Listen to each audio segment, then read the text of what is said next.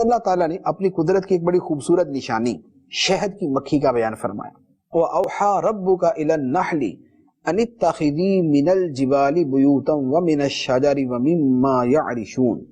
اور تمہارے رب نے شہد کی مکھی کے دل میں یہ بات ڈال دی کہ پہاڑوں میں اور درختوں میں اور چھتوں میں گھر بناؤ، پھر ہر قسم کے پھلوں میں سے کھاؤ اور اپنے رب کے بنائے ہوئے نرم اور آسان راستوں پر چلتی رہو.